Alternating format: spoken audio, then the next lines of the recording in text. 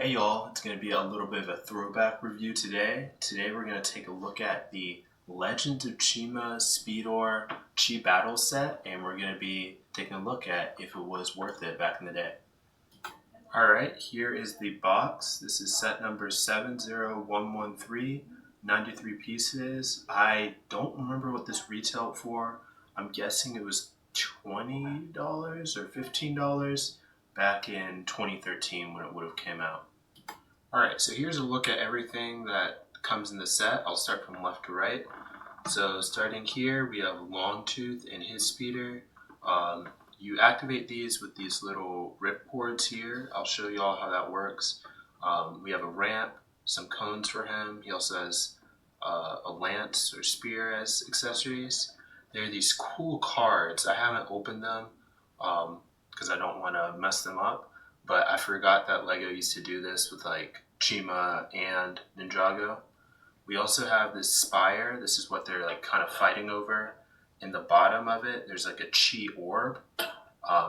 And then there's also this fountain thing on the top where you can put some of these chi crystals inside of it so they can knock it down when they race into it. Like I pointed out, there's all this chi, so much of it. I've never had this many of these crystal pieces ever, so this is cool to get. And over here we have more cones. This time for the wolf. His name is Wax, and we have his speeder over here.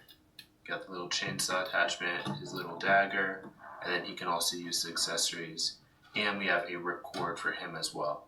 So the whole point is to have like a friend and then kind of race these on the ramps and try and knock away the chi and kind of collect it. So it seems like a very fun play concept. I know as a child with my brother, we would have been playing with this for hours on end. Alright, taking a look at how this works, we have the speeder here, and here, let me get it more in view. Yeah, here it is.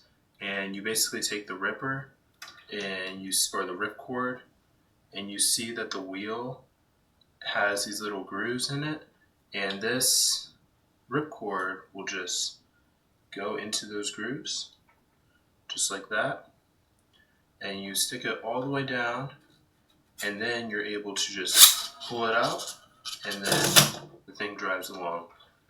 So it works pretty well. It's pretty fun. I'm going to try and get it to go on the ramp. And you just saw that it jumped off my setup and onto the floor. The thing works really well because the wheel, I don't know if you can tell, I'll remove him real quick. The wheel, if you look at it, it looks shiny.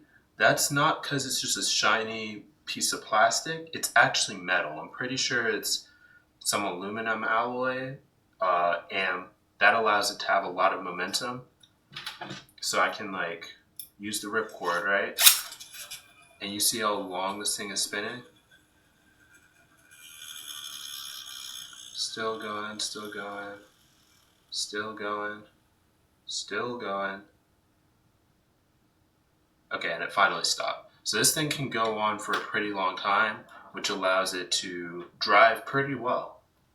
Okay, last thing to look at are the figures. There's not a whole lot going on here, but we have Longtooth. He's just one of the lion tribe warriors. It's always funny to me that they give them actual names. And something interesting is you can see that he has cuts like on his face and across his body, and they actually made it red. So they are depicting blood, which is not something I thought LEGO would do. And then we also have this like older wolf guy. He looks elderly to me, at least. His name is Wax, and yeah, I think these look pretty good. I always like the Chima molds for the heads. This tail thing is kind of weird that it's on his back instead of like coming from where his tail should be. But yeah, and they do have alternate faces. Let me see if I can switch them real quick. Alright, so I switched them. You can probably not tell any difference. The only difference is in their eyes. Their eyes have slightly different expressions. Because of how the Chima characters work, have actual like minifigure heads underneath, and they have two expressions on those. But like you can see, you can only see the minifigure head through the eyepieces of like the overarching mount thing or mold. So yeah, it's just funny to me.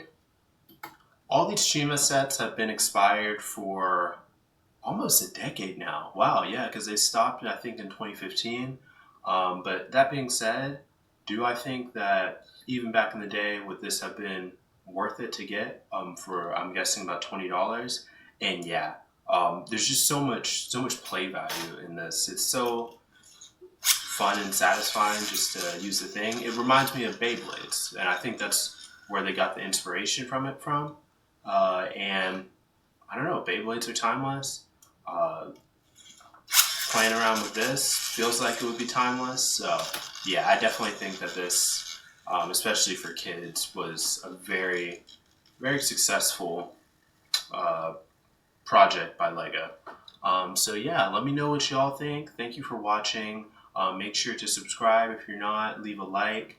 And yeah, leave your thoughts in the comments, and I'll see y'all in the next video.